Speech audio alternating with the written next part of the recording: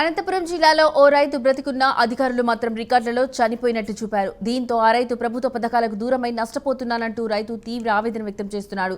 అధికారుల తీరుపై జనం కూడా ఈసరించుకుంటున్నారు. తాను లేనంటూ అధికారులు చూపిస్తున్న రికార్డులను చూసి ఆ రైతు లబోదిబోమంటున్నాడు. ఇంతకు అతను బ్రతికుండగానే చనిపోయాడని ఎందుకు నమోదైంది? దీనికి కారకులు ఎవరు? అసలు కథేంటి తెలుసుకోవాలంటే ఈ స్టోరీ చూడాల్సిందే.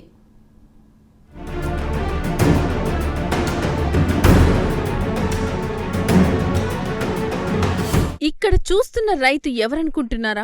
ఈయన ఫోటో ఎందుకు చూపిస్తున్నారని అనుకుంటున్నారా? ఈయన బ్రతికున్న అధికారుల రికార్డులు మాత్రం పాపం ఈ లోకంలో లేడని చెబుతున్నాయి. ఒక రైతుకు కలిగిన దురవస్థ ఇది. ఇలా చెప్పడానికి చాలా బాధగా ఉంది. కాకపోతే ఈ కథనం వింటే ఆ అధికారులలో రవ్వంతైనా మార్పు వస్తుందని ఆశిస్తూ ఈ వివరాలు చెప్పాల్సి వస్తుంది.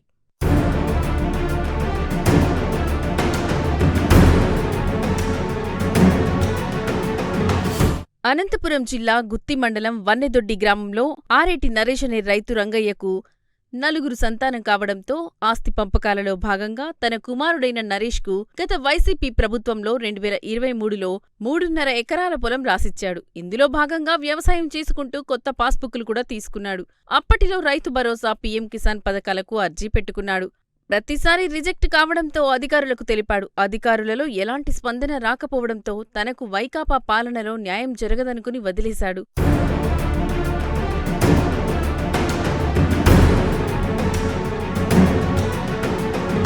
అనంతరం కూటమి ప్రభుత్వం అధికారంలోకి వచ్చాక అతనిలో ఆశ చిగురించింది. తాను మరలా అన్నదాత సుఖీభవ, పీఎం కిసాన్ వంటి పథకాలకు అర్జీ పెట్టుకున్నాడు.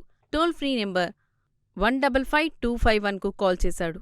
ఆధార్ నెంబర్ తెలపాలని కోరగా వారికి ఆధార్ నెంబర్ చెప్పగానే నువ్వు మృతి చెందావు అంటూ సమాధానమిచ్చారు. ఏంటి సార్, నేను మాట్లాడుతున్నది రైతునే, నేను బతికున్నా కూడా మీరు చనిపోయారని ఎలా చెబుతున్నారు అని అడగగా మీ సంబంధిత అధికారులను ఆశ్రయించండి అంటూ కాల్ కట్ చేశారు.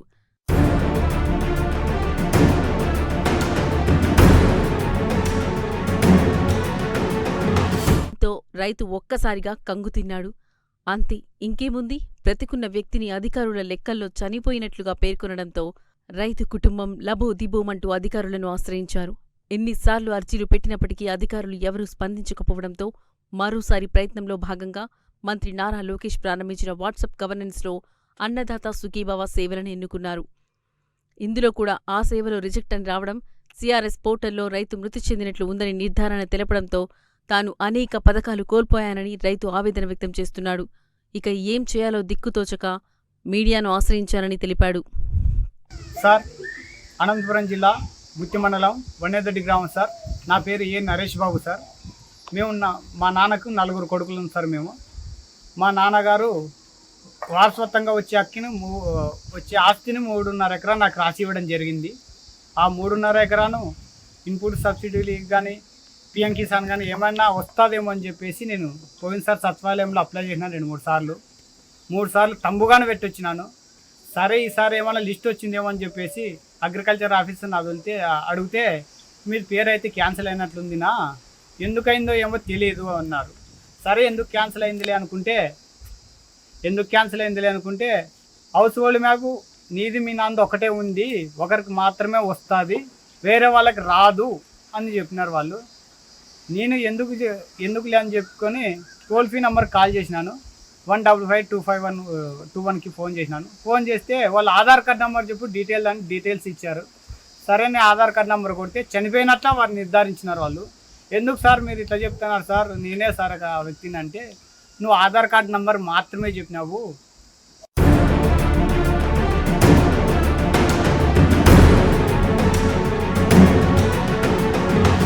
దీనిపై మండల ప్రజా పరిషత్ అధికారి ప్రభాకర్ నాయక్ను సంప్రదించగా బ్రతికున్న రైతుని ఇలా రికార్డులో చనిపోయారంటూ నమోదు చేయడం చాలా దురదృష్టకరమని, ఇది చాలా క్షమించరాని తప్పు. దీనిపై విచారణ జరిపి ఎవరైతే ఈ తప్పు చేశారో వారిపై చట్టపరమైన చర్యలు తీసుకుంటామని, అంతేకాకుండా వారిని సస్పెండ్ చేయడానికి ఉన్నతాధికారులకు సిఫారసు లేఖలు కూడా పంపుతామని చెప్పారు.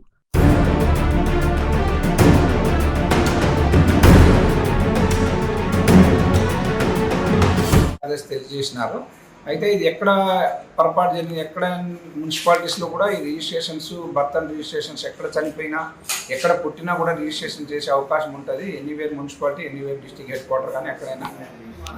కాబట్టి వాటిని పరిశీలించి ఖచ్చితంగా ఉద్దేశపూర్వకంగా జరిగింటే సంబంధిత ఎవరైతే ఉద్దేశపూర్వకంగా చేశారో ఆ అధికారుల మీద చర్యలు తీసుకునేదానికి ఉన్నతాధికారులకు సిఫార్సు చేయడం జరుగుతుంది.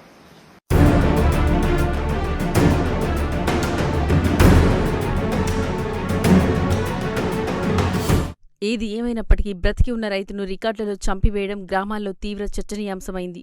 పల్లెల్లోని రైతులను బ్రతికుండగానే అధికారులు లెక్కలో చంపేస్తున్నారంటే అధికారులు ఎలా పనిచేస్తున్నారనేది ఈ ఘటనే నిదర్శనమని రైతులు ఆరోపిస్తున్నారు. ఇటు అధికారుల నిర్లక్ష్యం, అటు పంచాయతీశాఖ కార్యదర్శి నిర్వాహకంతో ఓ రైతు తనకు రావాల్సిన ప్రభుత్వ పథకాలను కోల్పోయాడు.